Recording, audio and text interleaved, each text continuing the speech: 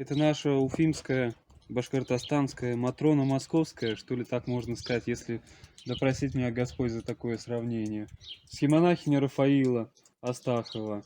Бабушка, которая много лет жила в Уфе, в девятиэтажке. В последние годы жизни была слепая, но к ней приезжали целыми автобусами люди, и она Словом Божьим и своими руками с помощью Божией лечила народ. И вот к ней приезжали как целительницы. Она не была какая-то ясновидящая, она не была какая-то гадалка. Она просто вот с помощью Божией Господь дал ей такой дар, что вот она людей своими руками лечила. Приезжали к ней беременные женщины, у которых какие-то там были осложнения.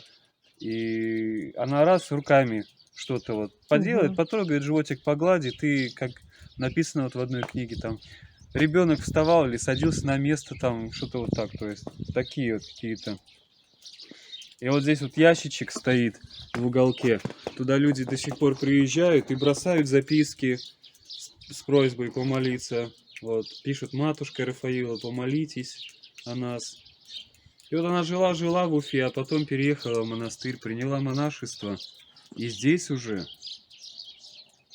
в возрасте 9-10 лет, 90 лет ей было в 2007 году, приезжало очень много народу, автобусами люди приезжали, поздравляли ее с юбилеем, с 90-летием. И через 5 дней она умерла. Принимала всех. Вот как раз вот мы были с вами в том храме в маленьком, где читается круглосуточно молитва. Вот она любила там посидеть, помолиться, поэтому, может быть, и от этого там такой Может быть, дух, что-то очень сильная осталось. такая, как это называется, в мирском понимании, энергетика, что-то такое. Как бы. У нас называется благодать, а там за забором, за территорией называется энергетика. Вот. А здесь вот могила тоже известного батюшки священника, который на всю страну известен был, архимандрит Симеон, стерлитамакский батюшка, который служил в храме на ВТСе, который изгонял бесов из людей, там чертей, шайтанов. И вот люди приезжают, девочка 12-13 лет, и разговаривает мужским голосом, таким страшным, таком вот. Девочка, вот вроде должен быть голосочек-то мягкий, Демон, детский. наверное, вселился. Демон. Там вот они живут, в человеке демоны. Почему они туда входят? Почему они в людей-то входят? За грехи родителей. И вот тоже вот по воспоминаниям батюшки Симеона он спрашивал у одного демона: ты за что вошел-то в ребенка? Она же не виновата ни в чем, она же еще ребенок. А он отвечал, что у нее, говорит, предки кресты снимали с этих, с храмов, рушили храмы, иконы топорами кололи, зажигали все. Поэтому и мы же, как говорится, мы отвечаем за грехи своих родителей. Да, я слышала тоже. Это правда. И поэтому здесь мы, может быть, и не виноваты, но несем на себе такой вот крест. Отвечаем за грехи своих родителей. И возможно, что некоторые, даже те, кто пришел в монастырь в таком, в юном возрасте, в 30-летнем, вот как я, мы, может быть, даже с той целью-то и идем сюда, чтобы вымолить свой род, как-то помочь своим родственникам, которые усопли, которые уже умерли, которые еще потом появятся, дай Бог, у наших братьев, у сестер. Вот, наверное, вот такая вот есть у нас миссия, чтобы помогать людям, служить людям, не только своим родственникам, кстати, но и всем остальным. Вот, наверное, самое большое предназначение монашества. Здесь просто это легче дается в монастыре. И молитва легче идет, и Господь слышит. Господь, конечно, везде слышит молитву, если она искренняя. Но монахи это те люди, которые принесли себя в жертву, которые дали обещание никогда не жениться, не выходить замуж, не иметь каких-то там половых отношений ни с кем. То есть только молитва, труд и вот изменить себя. Самая главная цель — изменить себя. Хочешь, говорит, изменить мир? Начинай, говорит, менять мир себя. И значит, сначала измени себя, а потом уже всех остальных. Вот. И вот здесь вот тоже вот батюшка Симеон. Он всегда говорил, что хотите, говорит, счастья, станьте сначала сами счастливыми. И говорит, потом уже, говорит, от вас остальные все заразятся этим счастьем. Вот сюда тоже приезжают люди. До сих пор, каждое лето, каждую зиму. Видите, вот дорожки прочищены, чтобы народ мог, имел возможность пройти не по сугробам, а вот так прийти, помолиться, постоять.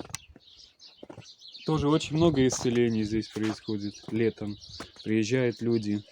Разные дети, разных детей привозят.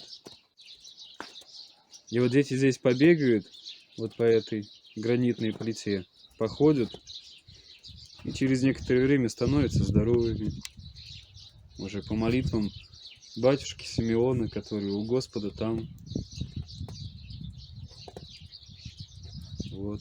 А здесь его мама похоронена, монахиня Феврония.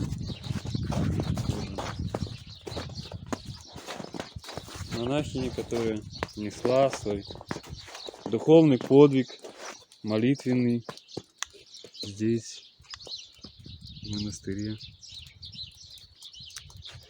Поэтому вот так. Ну вот, собственно, вот мы все посмотрели. Правда, у нас еще есть 3 храма. Здесь вот один храм Архангела Михаила, но он закрытый на зиму. Матроны Московской храм. И венчальный. Еще есть храм отдельно. Здесь каждый храм имеет свою функцию. Здесь есть храм, в котором крестят, храм, в котором венчают, храм, в котором отпевают. То есть у каждого храма своя функция, и в каждом храме своя благодать. А вот здесь что за здание? А вот это вот пионерский лагерь Раскадар как раз. Вот это вот управление у них или администрация, как она называется. Это вот уже за забором начинается там детский лагерь. Но в прошлом году не было, пандемия. Да. Поэтому никого не стали. Можно туда пройти, да. Лагеря не было.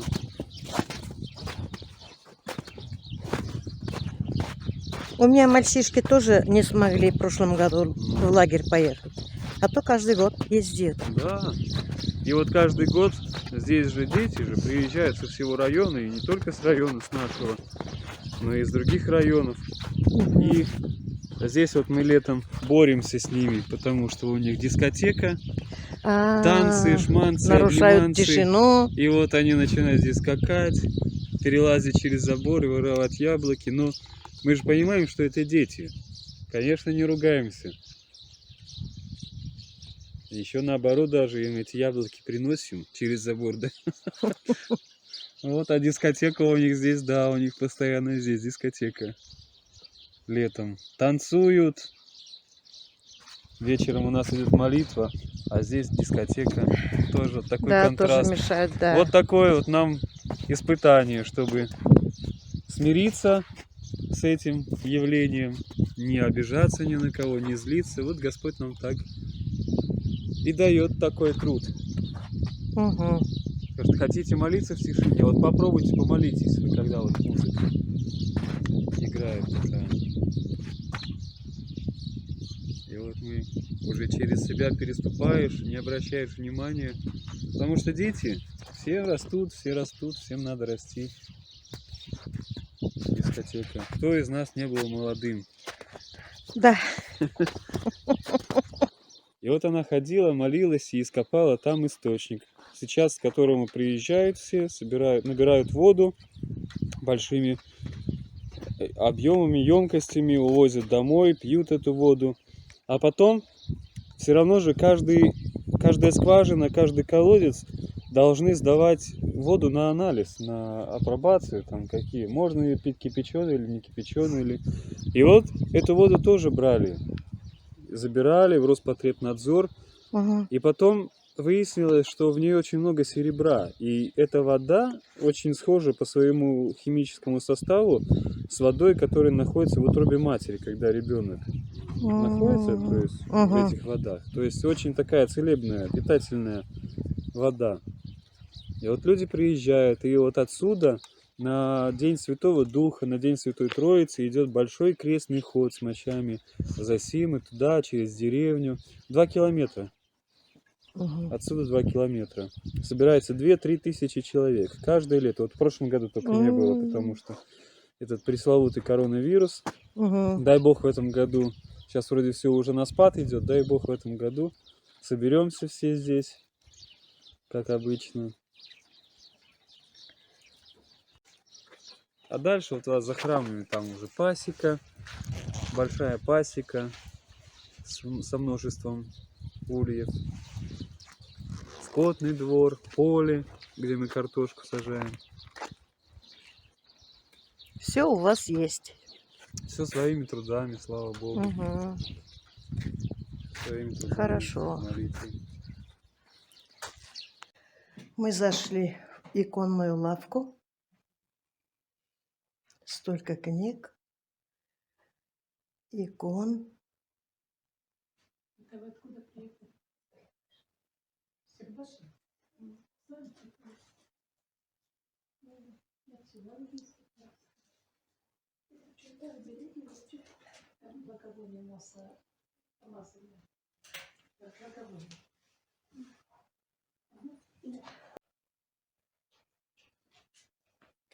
Цветы какие, герани.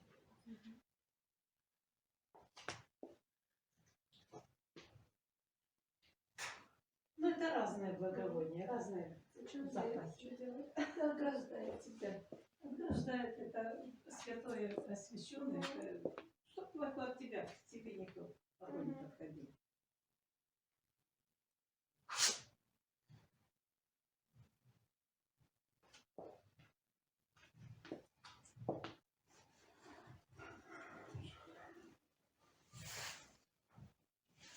Очень много всего.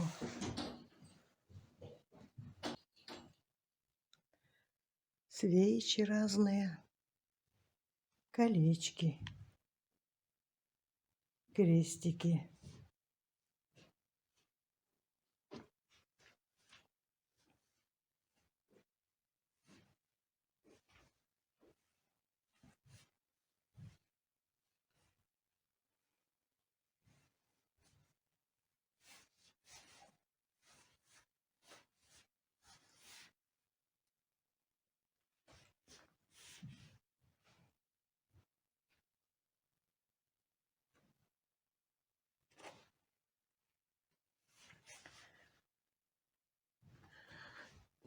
Травы разные есть. Малина, смородина, липа, иван-чай, спорж, крапива, душица, мелисса, календула. Витаминный чай тоже есть.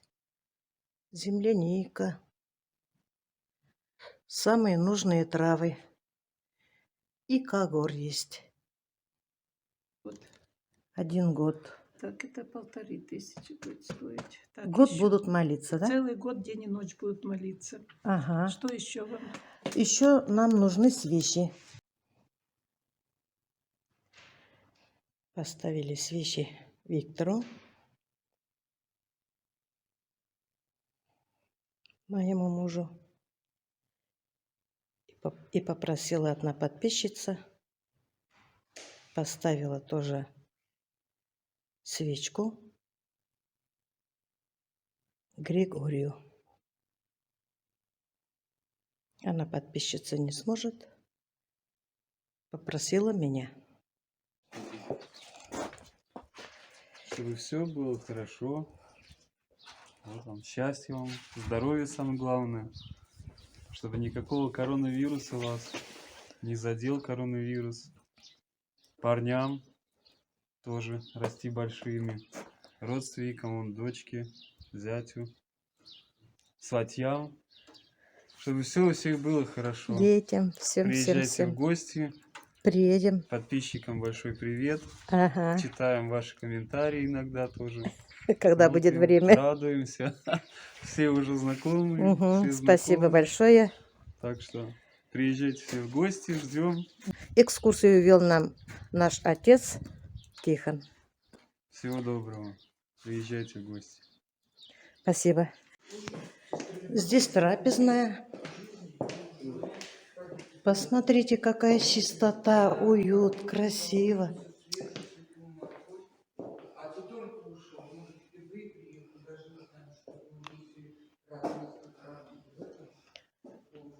Со вкусом все.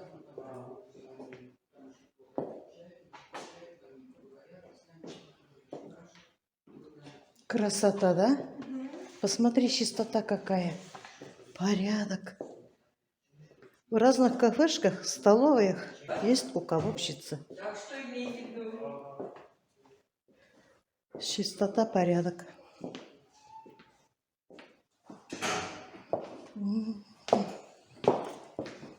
Все уютненько, чистенько. Везде порядок.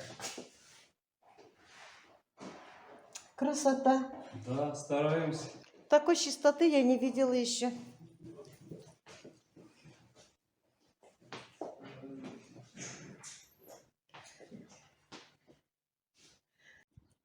Какая красивая кошка.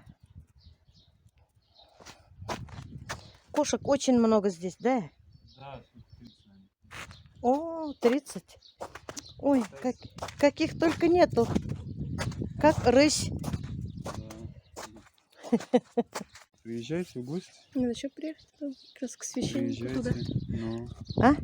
Туда, на священное место еще надо будет приехать. на источник. Да. туда. На источник, Ну, да. это уже когда снег сойдет, Мгм. когда Да, уже да, высохнет приедем. дорога. Потому что там Мгм. через поле надо ехать, а Тем более, да. машина застрянет и все, и придется Ага, трактором. Сейчас ага. дорогу туда строят, начали строить. Хабиров в прошлом году, позапрошлом приезжал сюда. Здесь тоже вот мы ему экскурсию проводили, он сказал, туда дорогу построить. И вот они начали в прошлом году строить, но еще это мало, немножко там построили. В этом году, наверное, будут продолжать асфальт Мгм. укладывать. Поэтому Мгм. так. Ну ладно, до свидания. Давайте. Всего доброго. Ангела Спасибо вам хранителя, всем большое. помощи Божией. Ага, хорошо. До свидания. Всего доброго. И вам не болеть. Молиться за нас всех. Да, да, слава Богу, будем за всех молиться. Спасибо. До свидания. Какая красота у них, чистота на кухне. Я даже удивилась. Сдали продукты. Держим путь домой. На этом я свой влог заканчиваю. Всем пока-пока. До следующих встреч.